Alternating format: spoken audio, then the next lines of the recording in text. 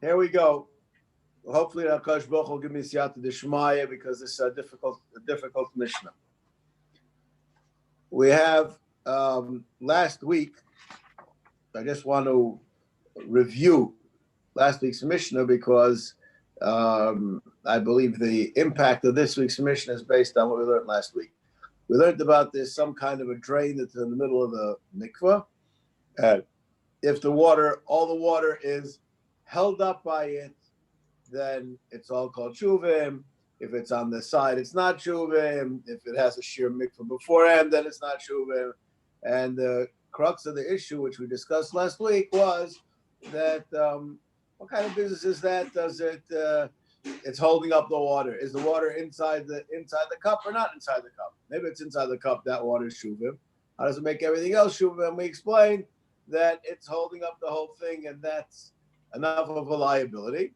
Said, and what's the difference where it is? So we discussed this idea that if it's on the side, so we don't see it as in the mikveh, we see it as one mikveh adjacent to another mikveh, and that's enough to keep it tahor. That was the subject of last week's Mishnah. I think that we did the whole Mishnah in like 5 seconds just now. All right, now this Mishnah is a continuation. We have an issue that we're struggling with the whole time. What is a Shveres Hanod? So we came to an understanding, and I would just like to review some of the highlights of our past, because when you put it all together, we really understand something which is rather amazing. We discussed the Shveres Hanod when it's in the middle of a wall, that it needs it's buying brew, with this, draying around kind of a thing. We discussed when it's on top of the wall, it just needs a mashu of water. Doesn't have to have water that big. And we discussed the reason why, because according to some, you have to make a breach in the wall. And when it's over the top, there's no wall on top of it. So then you don't have to fill anything. You just have to have a connection of the width of a Shveres Hanod. Then we learned something else, which is a culmination of the things which we just learned right now. What we learned was that if you have a Shesi or an Erev, so then you don't need a Shveres Hanod. And somehow that makes it either the wall is there or isn't there. And it, use that Lumdisha term, Isifa Emfert. I don't know how you say that word in English exactly, but it means somehow that it can work in lieu of. That's a very poor translation. I don't know how you say it exactly. Maybe Shlomo, you could tell me how do you say for in English? Shefer. To answer, yeah, it does. That's correct. That's the answer, but it's nicht forever. It didn't. Forever means that it actually comes to a place where it's or sometimes it's just only an answer. It means technically what? It's sufficient. Sufficient, right? Yeah, that's good. All right. Anyways, so then we have that was the issue that we had till now. Now we're going to learn a Mishnah that's going to say something which is maddening. I have no better words to use than that, because all that we know until now is Shveres Hanod. Can I just ask before we continue, when we talk about over the top and Keklipas Hashum needing the width of Shveres Hanod, that means that the flow has to be the width, or just that bridge has to be the width, even if there's a very thin stream? I think that's a machlekes rishonim, that Taisus in Gittin, if every time it's Shveres Hanod you need to have water the whole thing or not, and that depends. It's not Shveres Hanod, right? That would go into the same thing. It would go into the same thing. Do you need the water? Is the water? Do you need it to be functioning, or you need it to be a breach in the wall? That's and we just said over on the Briskerov that But if it, I'm just going to tell you, I'm going to take time out and entertain you with the important yesod of mine. It's a beautiful Chassidish word, and it's a very beautiful Lomdish word.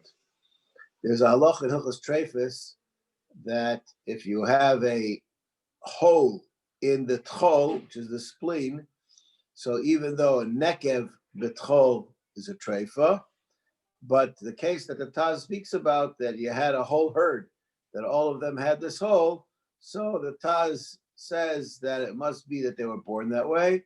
Ve'en shem nekev chal al nekev b'tilana. It's not called a hole. So wonderful Taz of Big Chiddush.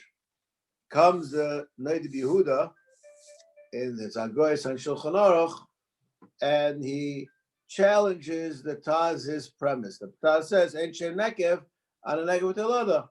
So the Taz, the Noid Yehuda asks, whoever doesn't think of this question is going to get slammed in 1 second. Because when you hear his kasha, you're going to say, wow, where am I? How could you say that? We say many times every day, Asher bara boy, nikavim, nikavim. So how could the Taz say that you don't say nekev b'tilada if we say that many times every day that there is a nekev b'tilada? So why did any of you guys come up with that kasha? It's not saying it's not a nekev. It's not a psul of a nekev. No, but he's A nekev is not. It's not a psul nekev if it's b'tolada, but it's still a nekev. A hole is a hole. That's not what he says. That's not what he says. The halach is if it has a shem nekev, then it's possible. So I just tell you the Chassidish Yid, what he said when he learned this Taz and then this night of Yehuda, he said this beautiful Chassidish line. He said, I always thought the difference between me and the night of Yehuda was that if I would learn one blot of Gemara my entire life, I would probably know that blot of Gemara like the night of Yehuda knows that blot of Gemara. Just he knows the rest of Shas and Bavli Yerushalmi too. But that daf I would know like him. After seeing this Dagel Mevova, I realized my Asher Yotzar and his Asher Yotzar aren't the same. No, it's not only the learning, we're just like, there's no place for me to, it's really a beautiful Nakuda.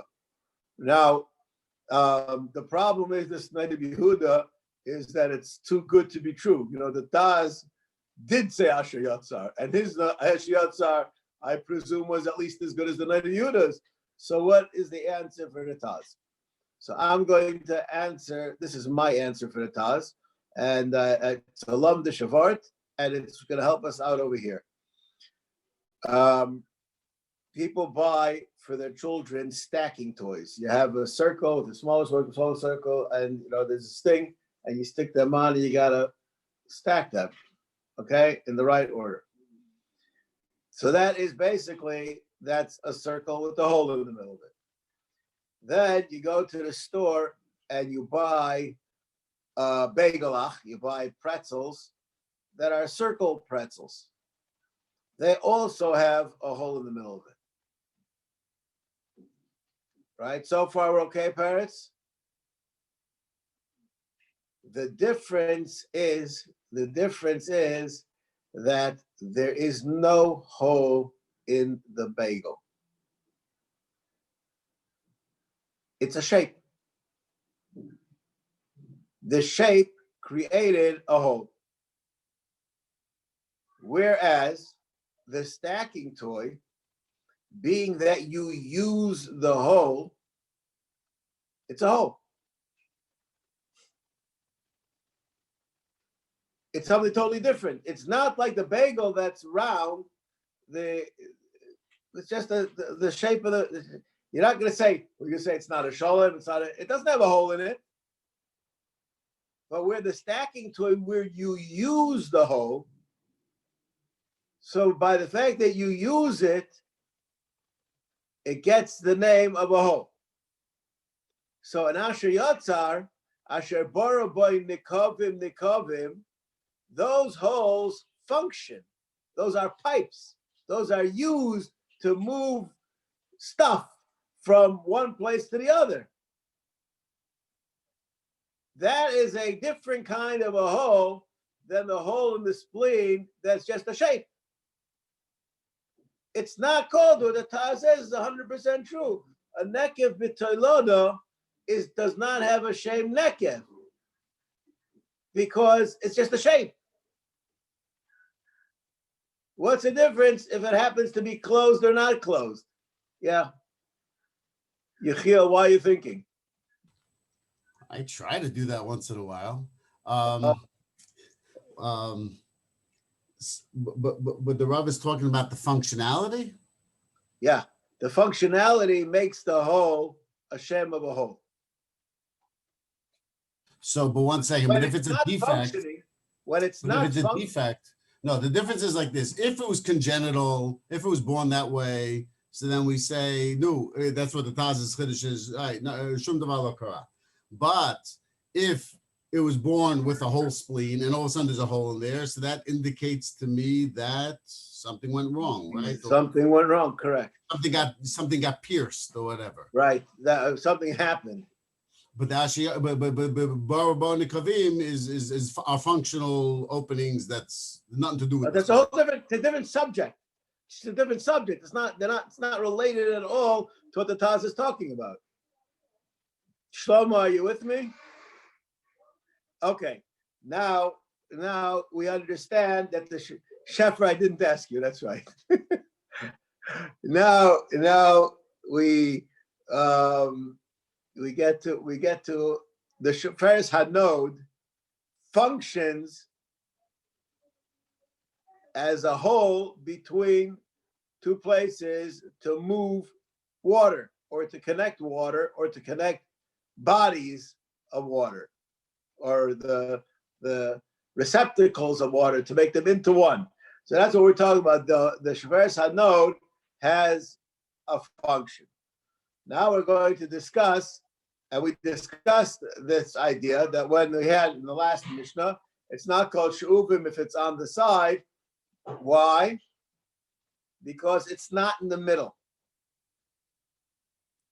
If the water surrounds it all around it, so then we see it as being in the middle of the mikveh. The ovik is in the middle of the mikveh, and therefore everything that's on top of it is being supported by it.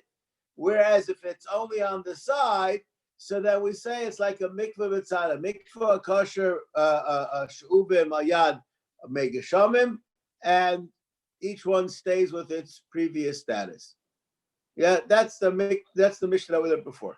Now we're going to learn another Mishnah, and in truth, in preparation for this Mishnah, I found somebody who asked a bunch of questions that I had on the Mishnah. I don't understand what his answer is, but I'll share them with you. Maybe the questions I don't know the answer. Okay? I'm not even going to attempt. They had some kind of a bathing apparatus that, just like in the last mikveh that we had, a water in and a water out, and the ovik was the way that we got the water out and the new water in. So this was some kind of a two-tier piping or two-tier kind of baths, and they were connected.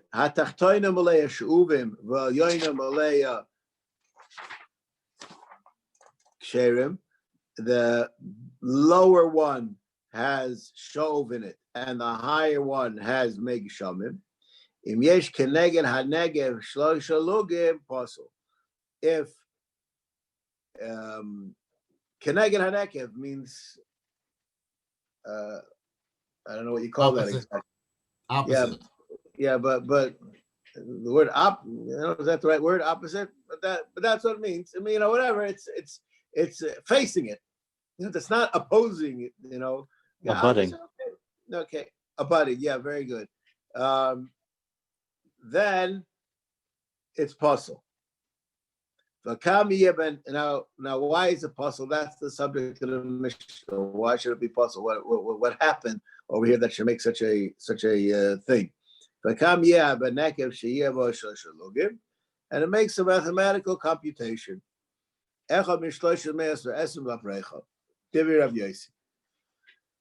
If you have that much water, then it's possible. The opposite way around, that the lower one is full of ksherim. And therefore there's more of a reason that there would be a flow from the puzzle into the kosher. Still, we don't say that there's any problem.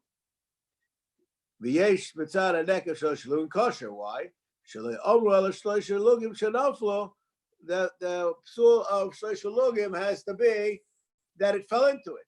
If it's abutting it, that's not enough. It has to be that it fell into it.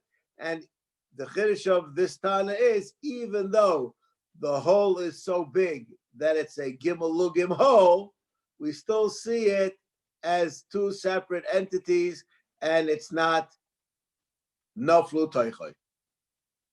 That's the Mishnah. Okay? And the kosher one's not going to kosher the puzzle. The kosher one doesn't have a boy himself. Oh, okay.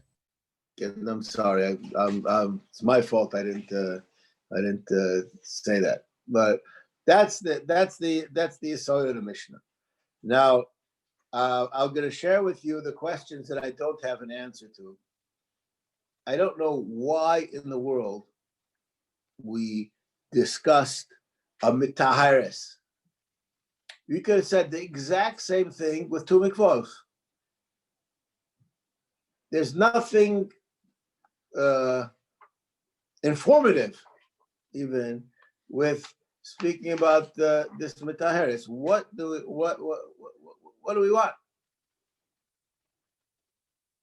No, it's a principle, just a principle of when do you have shloisha lugim, that it's considered that it's into it, and when don't you?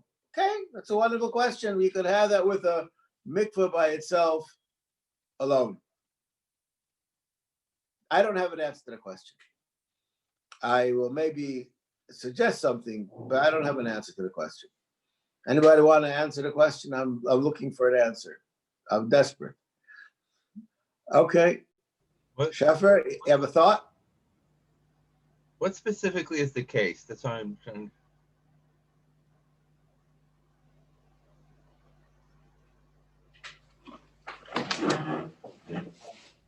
Oh, is it clear to anyone else? Oh, you got look in the Bartanur explains it. Okay. Oh, it is a picture. Oh, where's the hole? It's in the wall, so you can't see it. I have to turn the page to show that. Okay. All right, again. Oh, okay. Now higher. Okay, there you go. Fine. Yeah. Okay. Yeah, you got it, Parents? So it's in the volume of the hole is shloshah lugim? Well, there's a machlekes, whether it's the volume of the hole. That was the second picture, the third picture I showed you. And the second picture was that mul the opening, Volume. you have a volume of 3 lugim that can go mul the opening. That's the Rosh's shot. We didn't discuss that yet. We know nothing about that yet. Oh, okay. Okay. So the third picture I showed, where the actual hole contains shloshah lugim. No, not that the hole does. It's not what the Rosh says. No. I'm saying not the Rosh. The Rav said we didn't discuss the Rosh yet, so I moved on to the other one. Okay, fine. Well, whatever. So this is the. Now I will say, I found the machlokes in my notes. Fascinating machlokes. We have over here shloisha lugim in this hole, connected the kosher water. Is there a minimal shear of sheparis hanot, or could it be a sliver of a crack and very long?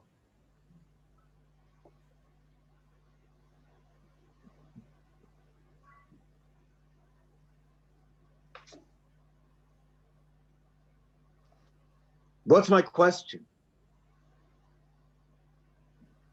That's, but what do you need to connect both? both Yeah, mikvahs. so, but why should why all of a sudden did I come up with this cockamamie question, which is actually a machlekes? We always were assuming that you need Shveres Hanot to Connect two bodies. So why now should it be different?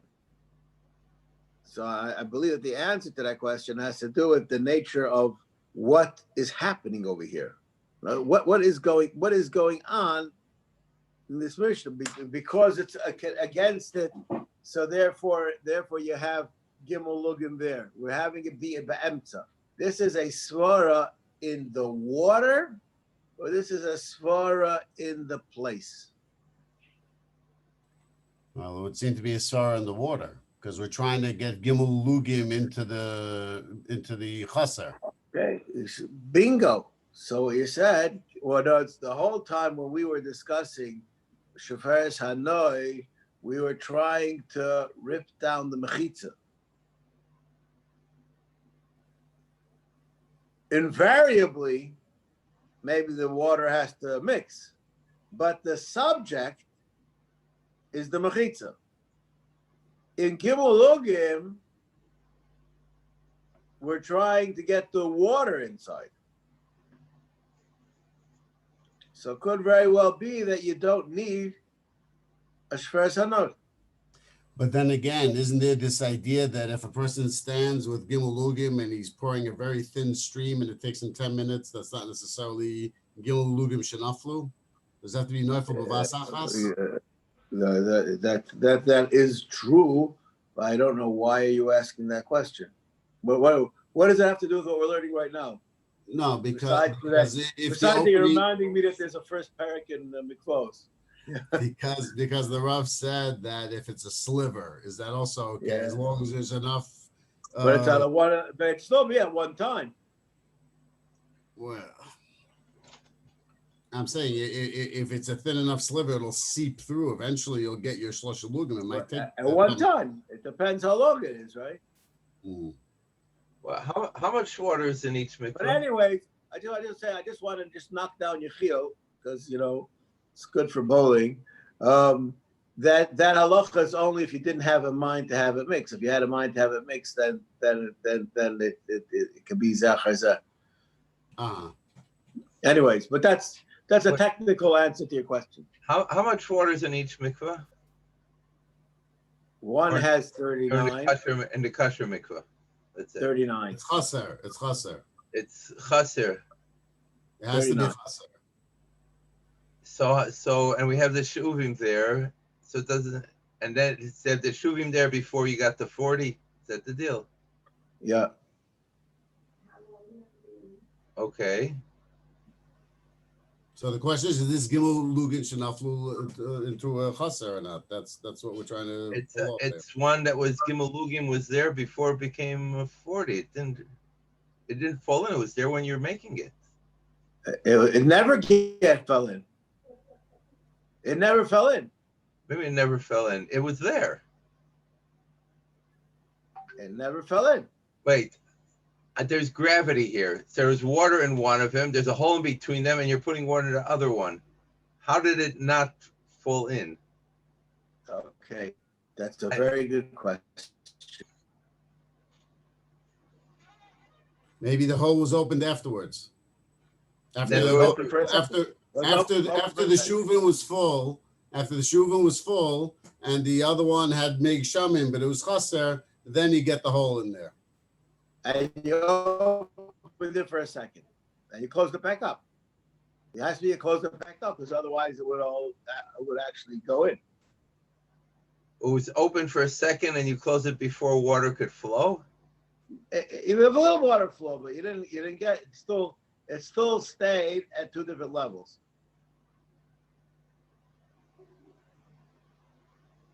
The Metzias is just very unclear to me. Okay. One second.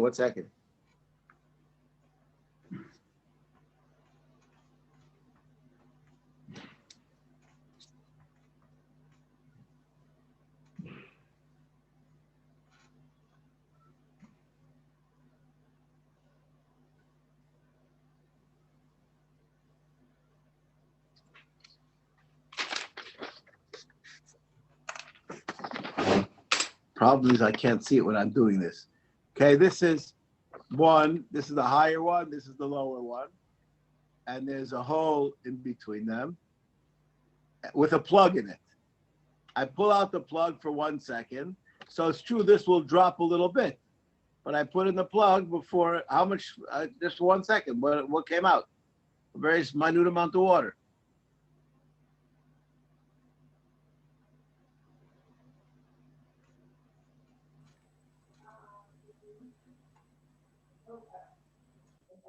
Hello? And we're assuming Gimel Lugan came through by that point. It didn't say came through, it's against it. We never said that it has to have the, that's the whole point of this Mishnah. You don't have to have before the Gimel Lugim going through. It could be against it, opposite it, abutting it. It could be that the hole it holds enough water that the Gimel Lugim could go through. But it's a question of theoretics, not a practical. We're never discussing over that the Gimel Lugim fell in. What's the theoretic here? That the hole is big enough that Gimel Lugim can go through. According to Rabbi Elazar, it could go through. He couldn't care less because it didn't fall in. Yeah, he was a smutter, I understand, but that's because that's exactly the point. He says we look at it as two bodies of water individual that are separate. So why is this different than the case when he's filling a mikveh and there's some shuvim there? 1 second. This is the Rosh's case. I'm just going to speak about this for a second. The Rosh says that if you have from here till here, Gimel Lugim, so then it's possible. Why? Because I look at this, what's connected the whole, as if it mixed. I don't look at the stuff on top of it like it mixed. I look at what's connected the whole that it mixed. But we're not talking about water moving. We're talking about the connection of the water. I'll read the Rush because at this point I think it's important because it'll give us some kind of a feeling. The Rush says, water, the shuvim water is not going to go into the kosher water because it doesn't go upstream. All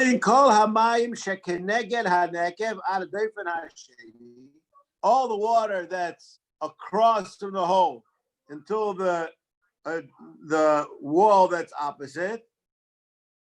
We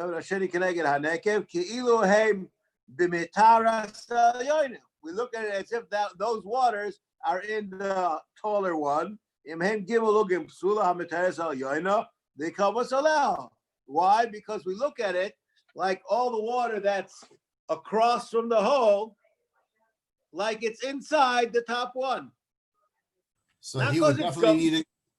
So he would definitely need a shofar sanai. Why? How can I see water that can't even flow in that direction as being there? 1 second. And if you have a shofar sanod, because you look at it as he understands.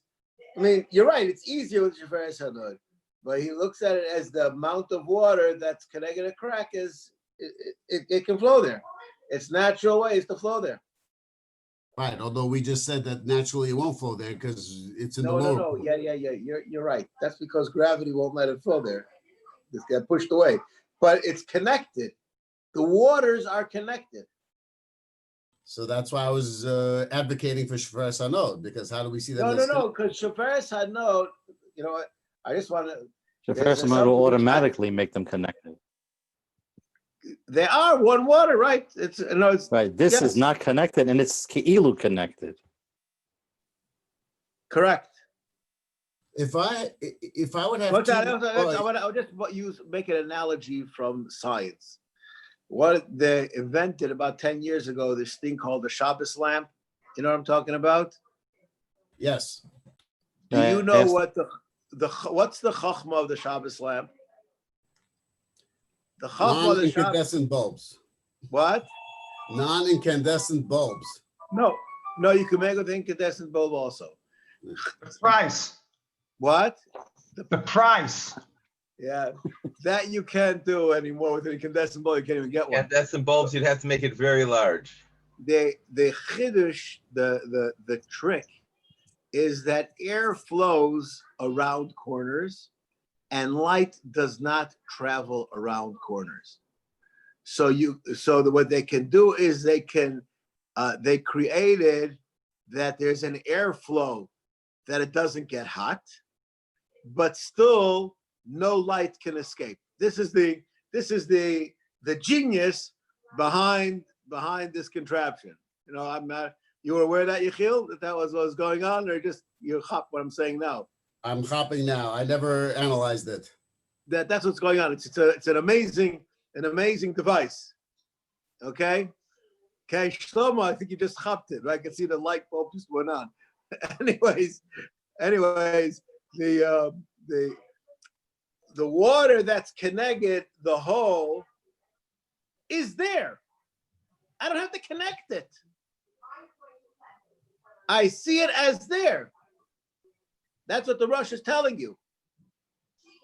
The principle of the Mishnah is that if you have Gimel Lugim directly abutting the hole, we see those waters as one.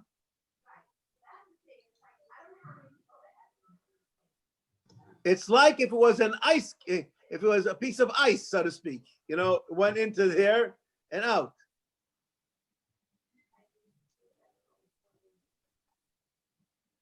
But then you close the hole, right? I didn't hear you. But then you close the hole, right? Yeah, but it already became puzzle. Why is it different than the two boroughs that are next to each other, and when they overflow, they mix, and when they come back, they're all the way they were before? What a good question. The answer is because those waters are not naturally connected. I made a connection. Yeah. Here I see them as one piece of water. You made a connection. You pulled the plug out. And that was enough to puzzle it. Now you're done. No. There, when I go in, I force water out and it left its place. Right. Those are traveling waters. Those aren't stagnant waters. Right. Here we have stagnant waters. You think traveling waters are worse than stagnant waters? And here we're saying it's the opposite. Why are they worse? If water flows, we've been saying all along that flowing water processes it much more easily than stagnant water. Yeah. No, I understand, but I don't see them as one body of water. No, I'm right now discussing, do I see them as one piece of water or as two pieces of water? If when they're overflowed, they're one piece of water. Okay. I understand that that's not their natural position. I have the better word to use than that. That's why it's not. I'll just say there's somebody who's busy with that mission over here. If you want, they can see what he says. But that's how I understand the difference. They're different bodies of water. There is no connection between them. When you force a connection, it doesn't make them connected. In other words, if I would take 2 cups of water, fill them to the brim, and then stick my finger on it, which would bridge the gap, we're not talking about that. If there's two boroughs of water and 2 people go in and it overflows and they're each 20 and now it's 40, they're both tar. Said it Correct. Before. Correct. So it does connect it. I didn't say they're not connected. That's the whole Mishnah. The Mishnah says that they're connected. Yeah. We're talking about for Shleisha Lugim. There we say that once you have it going over the top, we look at them as one place, right? Not one water. But then we say when the water goes back down, they go back to whatever they were before. That's true. And here we're saying when you plug it up again, it doesn't go back to where it was before. It already became puzzle. No, it does go back to where it was before, but it's already puzzle. But there, if one was shuvim and one was not, you put them together, it's puzzle. And then when it goes back, one is kasher and one is puzzle. That's right. But by shuvim, the shuvim just has to touch the gshamim for 1 second, and poof, it becomes tahar water. It doesn't have to stay attached ever. It's not that it is becoming tahar. You have 20 in one and 20 in the other. So okay, so then it became one. It says in one body of water. It became one body of water, but when it And separates, one What? second, and that one body is now considered Kosher. 40 lugim of gshamim. no, it's not. No, not of geshamim. He's talking about 20 of geshamim. The 20 of geshamim, 20 of geshamim. Fine. Then we're both kosher, so it doesn't matter what. We're talking about when there's 20 of shuvim and 20 of geshamim. So when they overflow together, both of them are puzzle. When they separate, then the kosher one becomes kosher again. Right. Why? Because they're two separate bodies. Mikvah, kosher. They were one body that separated. That's what I'm telling you. Since they were not naturally one body of water, then we don't say that. Okay, I don't get that. But... No, one second. So one second. I just want to protect myself. Your question is a good question. It has nothing to do with me. This is a question on the Mishnah. I'm answering your good question on the Mishnah. What? I'm not. I'm asking on the Mishnah, of course. Yeah, so I'm asking how we're explaining the Mishnah. That's no. I saw. You know what? We'll over here. I don't know. Does it make sense to anyone? I don't know.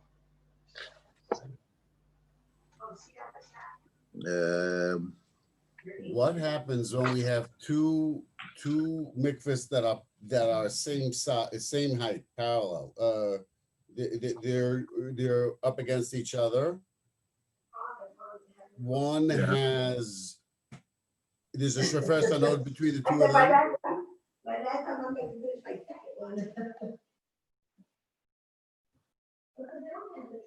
The fortune say for equal, it's for sure. Listen, Mishnah, this is question on the Mishnah. Mishnah Mishal Mikvah Samuch Mikvah Shazel Mikashur Suzel Psuloi Alpha Pisha Noigim Zebazeh. Right? And he quotes your Mishnah and a different other Mishnah. Well, Mishnah Choyna Bir, the Kol Sheh Perchsim Mizel Ezeh, and Nekik Sher Gimel Lugim, Hareze Kamincha Achas, because it's such a big connection that it becomes into one. That's his answer. It's such a big connection, so it becomes one. That's his answer. I'm giving you a different answer, and I'm telling you, I think that when it's a natural connection and a non-natural connection. But your question, Mishnah Choyna asks. Parrots? Yeah. Okay.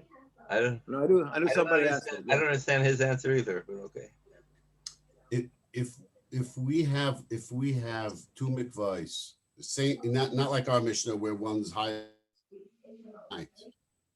okay, and there's a shofar sanod between the two of them, and one of them has shuvim and one of them has geshamim. They become kosher. Now, even if they're both chaser? No, they stay. The pashas is they stay as they were. Even with until our Mishnah. Until our Mishnah, that's what would happen. That's the Mishnayos that Peretz is talking about. Right. They stay kosher. He stays kosher. He stays straight. Even with the shofar sanod, but our Mishnah comes and says that's not necessarily so, because if you have three lugim, so then that overcomes it. Correct. It's independent of the height, the different levels.